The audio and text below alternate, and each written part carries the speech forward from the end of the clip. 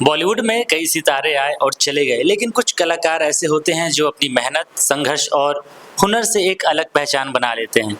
गोविंदा उन्हीं सितारों में से एक है। 90 के दशक में उनका नाम ही हिट फिल्म की गारंटी माना जाता था। उनकी कॉमिक टाइमिंग, जबरदस्त डांस और मासूम मुस्कान ने उन्हें करोड़ों लोगों का चहेता बना दिया। लेकिन क्या आप जानते हैं कि जिस फिल्म से गोविंदा सुपरस्टार बने वह उनकी पहली फिल्म नहीं थी, और उनकी पहली फिल्म उन्हें एक वीडियो कैसेट की वजह से मिली थी। नमस्कार, आप देख रहे हैं एसबी मीडिया। मेरा नाम है तेजेश्वर साहू और आज इसी सुपरस्टार गोविंदा के बारे में हम बात करेंगे। चलिए वीडियो की शुरुआत करते हैं। 21 दिसंबर 1963 को मुंबई में जन्मे गोविंदा का असली नाम गोविंद करुण आहूजा है। उनके पिता अरुण कुमार आहूजा अभिनेता और निर्माता थे, जबकि मां निर्मला देवी मशहूर गायिका थीं। फिल्मी परिवार से होने के बावजूद गोविंदा के लिए बॉलीवुड का रास्ता आसान नहीं था। पिता का करियर ढलान पर था, आर्थिक हालात भी अच्छे नहीं थे और ऐसे में गोविंदा ने अपने दम पर पहचान बनाने का फैसला किया। संघर्ष के दिनों में गोविंदा रोज ऑडिशन देते थे। उन्होंने अपने डांस और अभिनय का एक वीडियो कैसेट तैयार कराया था और उसे लेकर एक फिल्म स्टूडियो से दूसरे फिल्म स्टूडियो तक निर्माताओं और निर्देशकों के चक्कर लगाते रहे। कई महीनों तक लगातार कोशिश करने के बाद एक दिन किस्मत ने उनका दरवाजा खटखटाया।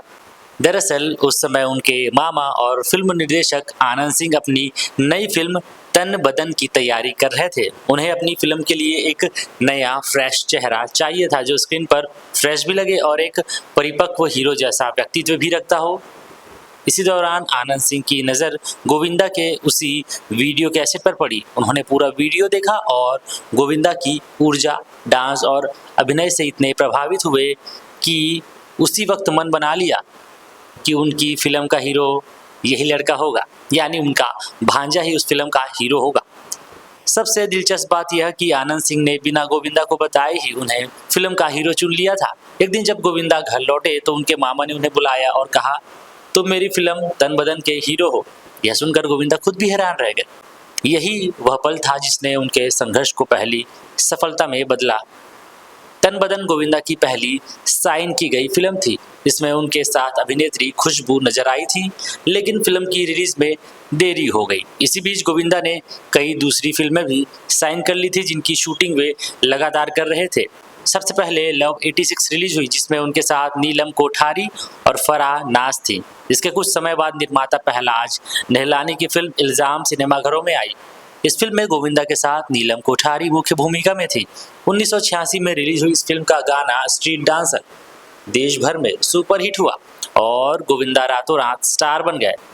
इसके बाद 15 अप्रैल 1986 को उनकी पहली साइन की गई फिल्म तन बदन रिलीज हुई। यानी रिलीज के हिसाब से लव 86 और इल्जाम पहले आ चुकी थी, लेकिन गोविंदा आज भी तन बदन को ही अपनी पहली फिल्म मानते हैं, क्योंकि यही वह पहला प्रोजेक्ट था जिसने उन्हें एक अभिनेता बनने का मौका दिया था।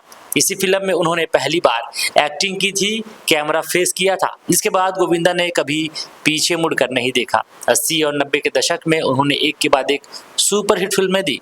डेविड धवन के साथ उनकी जोड़ी बॉलीवुड की सबसे सफल अभिनेता निर्देशक जोड़ियों में गिनी जाती है। Raja Babu, coolie number 1, hero number 1, साजन चली ससुराल, दूल्हे राजा, हसीना मान जाएगी, बड़े मियाँ छोटे मियाँ और जोड़ी नंबर 1 जैसी फिल्मों ने उन्हें कॉमेडी का बेताज बादशाह बना दिया। उनका डांस स्टाइल और कॉमिक अंदाज आज भी लाखों लोगों के लिए यादगार है। हालांकि समय के साथ उनका फिल्मी करियर धीमा पड़ गया।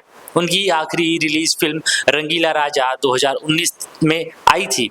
इसके बाद गोविंदा लंबे समय तक बड़े पर्दे से दूर रहे। उनके प्रशंसक उनकी वापसी का इंतजार करते रहे। अब आखिरकार गोविंदा ने अपनी वापसी का ऐलान कर दिया है। रिपोर्ट्स के मुताबिक वह करीब 7 साल बाद फिर बड़े पर्दे पर लौट रहे हैं। उन्होंने अपनी नई फिल्मों रूपा और दुनियादारी की घोषणा की है। इन फिल्मों के जरिए गोविंदा एक बार फिर दर्शकों को हंसाने और मनोरंजन करने की तैयारी कर रहे हैं।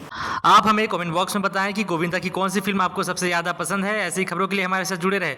मुलाकात करते हैं नेक्स्ट वीडियो में। तब तक के लिए धन्यवाद, नमस्कार, जय जोहार।